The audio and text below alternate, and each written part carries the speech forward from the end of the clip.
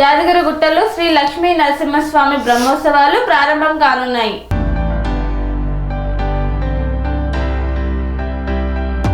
యాదగిరిగుట్ట శ్రీ లక్ష్మీ నరసింహస్వామి దేవస్థాన వార్షిక బ్రహ్మోత్సవాలు ఈ నెల 18 నుండి ప్రారంభం కానున్నాయి. బుధవారం ప్రారంభం కానున్న బ్రహ్మోత్సవాలు 28 వరకు 11 రోజుల పాటు కొనసాగనున్నాయి. 18న విశ్వక్సేన ఆరాధన, స్వస్తి వచనం, రక్షాబంధనం, మత్స్యగ్రహణం, అంకురారోహణం పూజలతో బ్రహ్మోత్సవాలకు శ్రీకారం చుట్టనున్నారు. బ్రహ్మోత్సవాల్లో భాగంగా 24న స్వామివారి ఎదుర్కోలు, 25న తిరుకల్యాణ మహోత్సవం, 26న దివ్య విమాన రథోత్సవం నిర్వహించనున్నారు. 28న నిర్వహించే అష్టోత్తర శత ఘటాభిషేకం, శృంగార డోలోత్సవంతో బ్రహ్మోత్సవాలు ముగియనున్నాయి. బ్రహ్మోత్సవాల నేపథ్యంలో 11 రోజుల పాటు ఆర్జిత సేవలైన నిత్య, శాశ్వత, మొక్కు, కళ్యాణాలు, సుదర్శన నారసింహ హోమం, బ్రహ్మోత్సవం వంటి పూజలను తాత్కాలికంగా రద్దు చేశారు. 29 నుండి ఈ సేవలను పునరుద్ధరించనున్నట్లు ఈవో భవానీ శంకర్ తెలియజేశారు. ఈ నెల 18 నుండి యాదగిరిగుట్ట వార్షిక బ్రహ్మోత్సవాలు ప్రారంభం కానున్న నేపథ్యంలో మౌలిక సదుపాయాలు, బ్రహ్మోత్సవాల ఏర్పాట్లు, ఆలయాన్ని ముస్తాబు చేసే పనుల్లో ఆఫీసర్లు నిమగ్నమయ్యారు. ప్రధాన ఆలయ ముఖ మంటపం, హనుమాన్ టెంపుల్, ఆండాల్ అమ్మవారి ఆలయాలను విద్యుత్ దీపాలతో అలంకరిస్తుండగా సప్తగోపుర ప్రధానాలయ సముదాయానికి ప్రత్యేక లెజర్ లైటింగ్ ఏర్పాటు చేస్తున్నారు. యాదగిరిగుట్టకు వచ్చే ప్రధాన రహదారులతో పాటు పట్టణంలో స్వాగత తోరణాలు, ఆర్చీల ఏర్పాటు పనులు జరుగుతున్నాయి. బ్రహ్మోత్సవాల సందర్భంగా హైదరాబాద్తో సహా రాష్ట్రంలోని అన్ని ప్రధాన ఆలయాల నుండి యాదగిరిగుట్టకు ప్రత్యేక బస్సులను నడిపేందుకు ఆర్టీసీ చర్యలు చేపట్టింది. యాదగిరిగుట్ట ఆలయ వార్షిక బ్రహ్మోత్సవాలను పురస్కరించుకొని హైదరాబాద్ బర్కత్పురాలోని యాదగిరి భవన్ నుండి ఆదివారం నారసింహుడి అఖండ జ్యోతి యాత్ర ప్రారంభమైంది. కేంద్ర మంత్రి కిషన్ రెడ్డి, భువనగిరి ఎంపీ చామల కిరణ్ కుమార్ రెడ్డితో కలిసి జ్యోతిని వెలిగించి ప్రత్యేక పూజలు చేసిన అనంతరం యాత్రను ప్రారంభించారు. అందరికీ నమస్కారం. ఈ ప్రెస్ మీట్ అనేది రాబోయే స్వామివారి వార్షిక బ్రహ్మోత్సవాలు 18వ తారీఖు నుండి 28వ తారీఖు వరకు ఈ నెల వైభవోపేతంగా నిర్వహించబడతాయి. దానికి సంబంధించి దేవస్థానం చేసిన ఏర్పాట్లు అందరికీ తెలియజేయడానికి మీ ద్వారా భక్తులందరికీ వాళ్ళకి కావాల్సిన సమాచారం వెళ్ళటానికి గాను ఈ ప్రెస్ మీట్ ఏర్పాటు చేయటమైంది. మీకు తెలుసు, ప్రతి సంవత్సరం 11 రోజుల పాటు బ్రహ్మోత్సవాలు, స్వామివారి వార్షిక బ్రహ్మోత్సవాలు జరుగుతాయి. పాల్గొన శుద్ధ విదియ నుంచి మొదలై పాల్గొన శుద్ధ ద్వాదశి వరకు ఈ తిథుల ప్రకారం అయితే ఇది. తేదీల ప్రకారం అయితే 18/2/2026 నుండి 28/2/2026 వరకు ఈ వార్షిక బ్రహ్మోత్సవాలు నిర్వహించబడతాయి.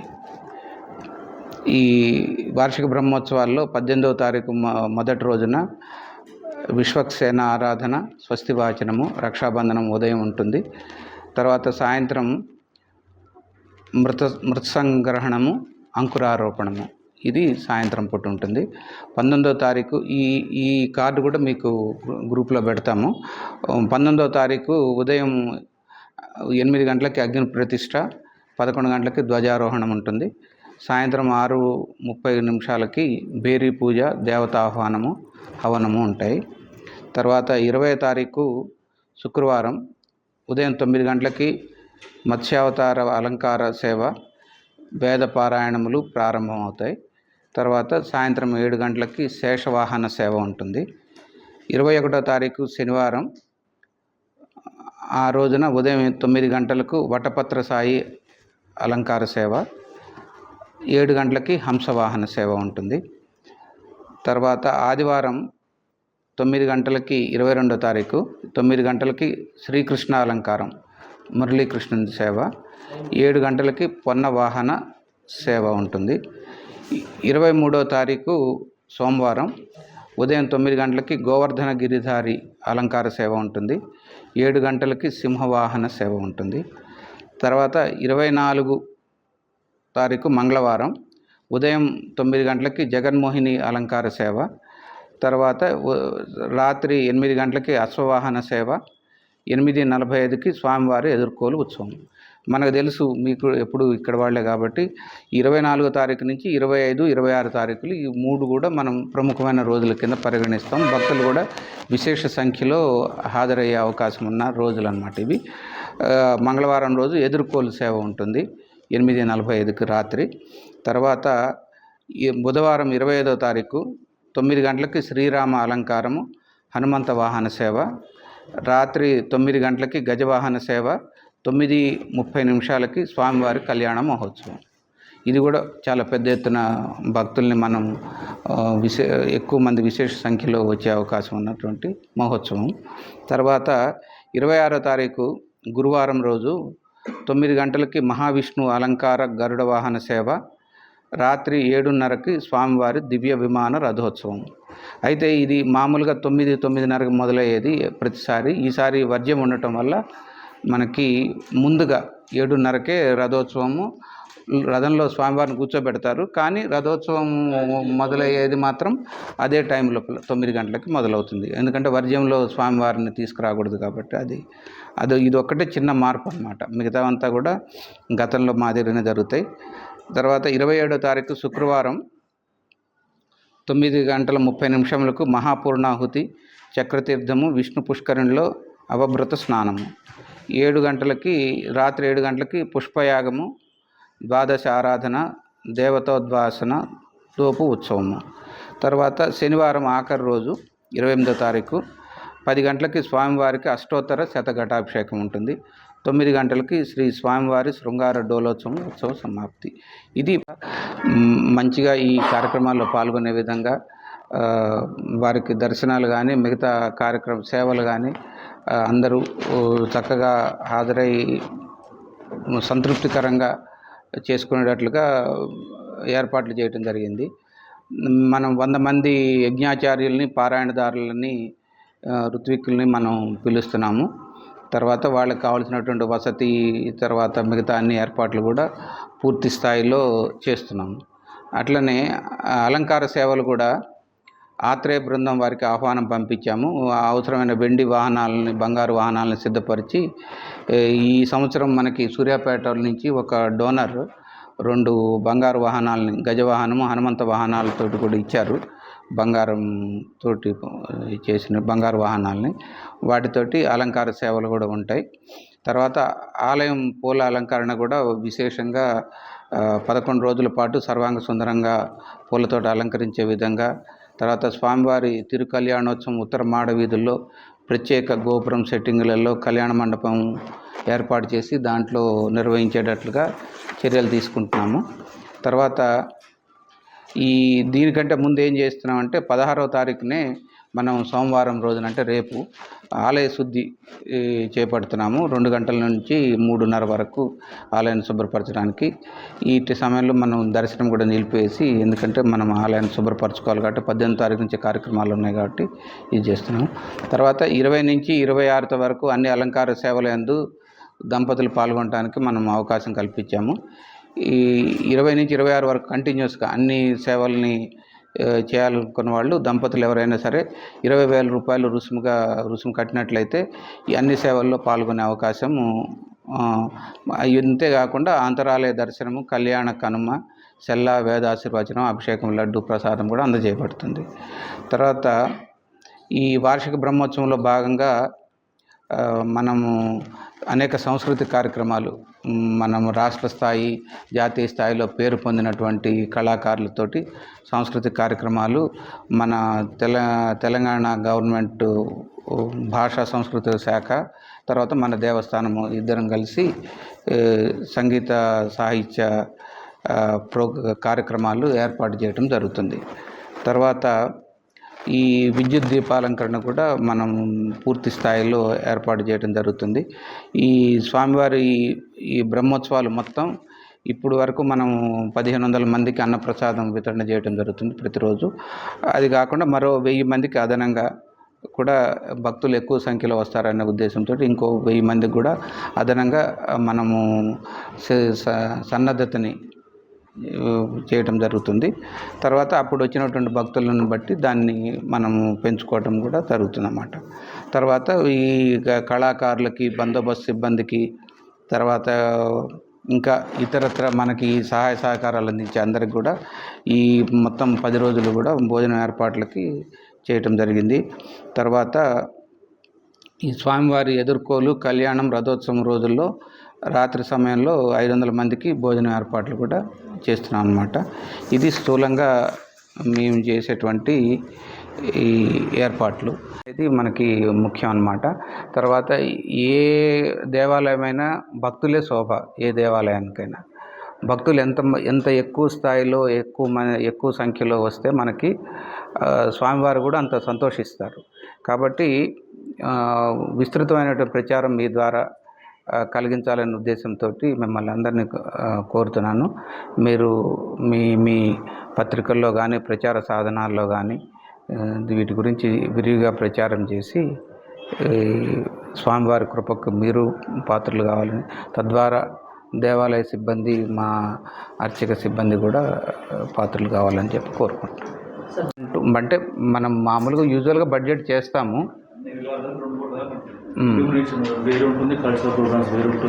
అట్లా రకరకాలు ఉంటాయి. మొత్తం కలిపి ఆ అంచనా 2 కోట్ల వరకు అవుతుందని. ఓన్లీ అంచనానే, ఇది ఖచ్చితంగా అంతే అవుతుందని.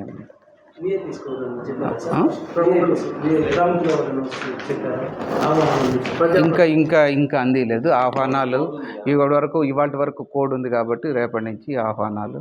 ఇప్పుడే స్వామివారికి మొదటి ఆహ్వానం స్వామివారికి ఇచ్చి వారి ఆశీస్సులు తీసుకున్నాము. అది శ్రీయాదగిరి శృంగాగ్ర గుహామధ్య విహారిణే శ్రీశైలాద్రివాసాయ యాదగిరీశాయ మంగళం. ప్రియ భగవద్బంధులారా, శ్రీ యాదగిరి లక్ష్మీనరసింహస్వామి వారికి దివ్యక్షేత్రంలో వార్షిక బ్రహ్మోత్సవములు నవాన్నిక దీక్ష చేత శ్రీ పాంచరాత్ర ఆగమ శాస్త్రానుసారంగా అత్యంత వైభవపేతంగా నిర్వహించడం కొరకు అధికారులు అన్నీ కూడా అంగరంగ వైభవంగా ఏర్పాట్లు చేయడం జరుగుతుంది. ఇట్టి బ్రహ్మోత్సవాలలో ప్రథమంగా 18వ తారీఖు నాడు స్వస్తివాచనంతో ఈ యొక్క కార్యక్రమాన్ని ప్రారంభం చేసుకోవడం జరుగుతుంది.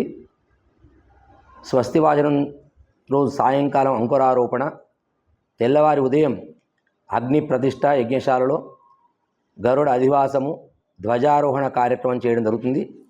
సాయంకాలము ఇటు యొక్క బ్రహ్మోత్సవానికి 3 కోటి దేవతలను దేవతాహ్వానం ద్వారా ఆహ్వానించి ఈ యొక్క కార్యక్రమాన్ని మీరందరూ కూడా ఇక్కడ ఉండి స్వామివారి యొక్క బ్రహ్మోత్సవాన్ని సుసంపన్నం చేయాలని చెప్పేసి ప్రార్థన చేస్తూ అందరూ దేవతలందరిని ఆవాహన చేయడం జరుగుతుంది. ఆ రోజు నుంచే ఇక్కడ వేద పారాయణాలు, అలాగే నృసింహ మూలమంత్ర, లక్ష్మీ మూలమంత్ర, సుదర్శన మూలమంత్ర జపాలను చేయడం కొరకు మన రాష్ట్రం నుండే కాకుండా ఇతర రాష్ట్రాల నుండి కూడా అనేక మంది పండితులను ఇక్కడికి రావడం కొరకు ఆహ్వానించడం జరిగింది.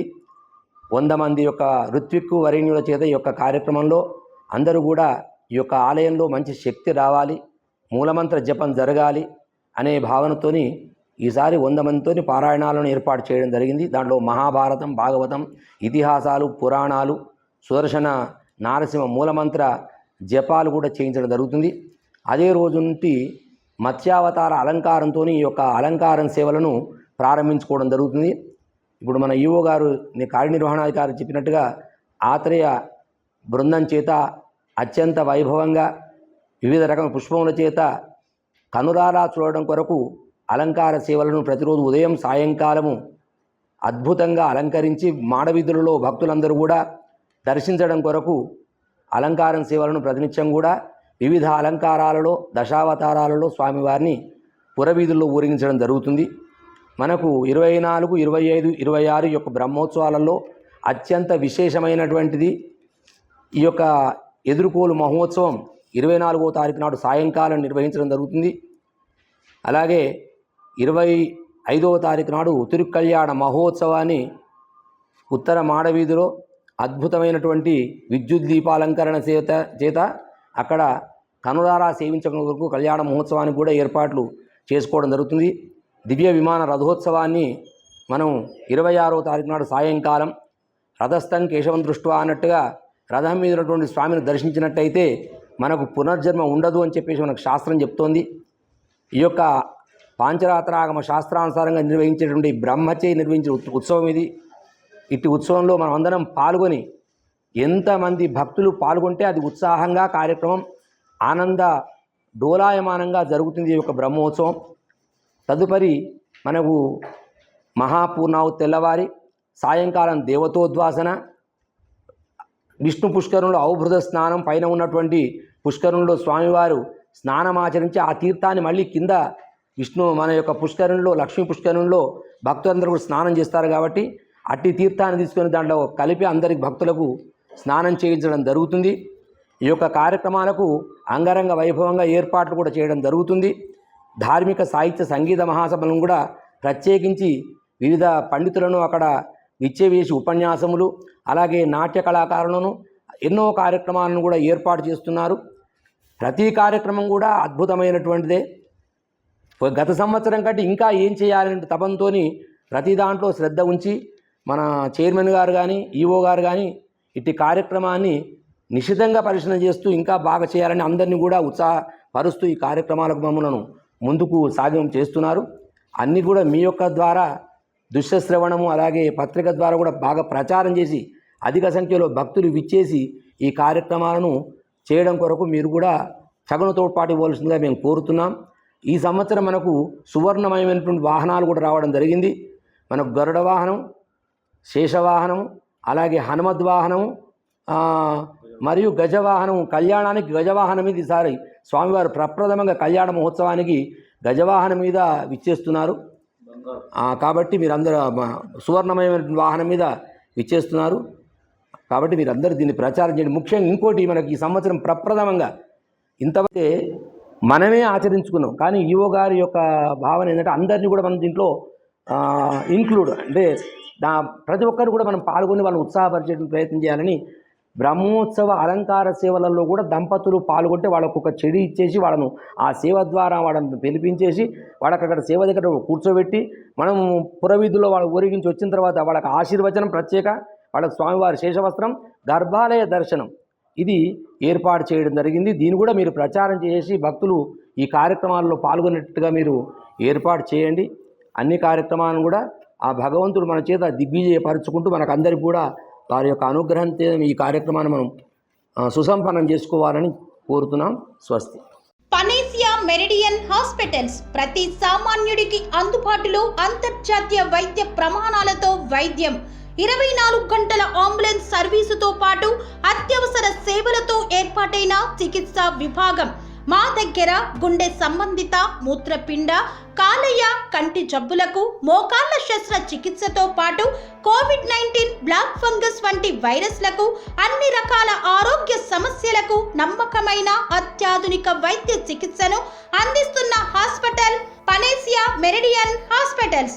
మీ ఆరోగ్య సమస్య ఏదైనా ఇప్పుడు పరిష్కారం సాధ్యం. సంపూర్ణ ఆరోగ్యం కోసం సంప్రదించండి పనేసియా మెరిడియన్ హాస్పిటల్స్.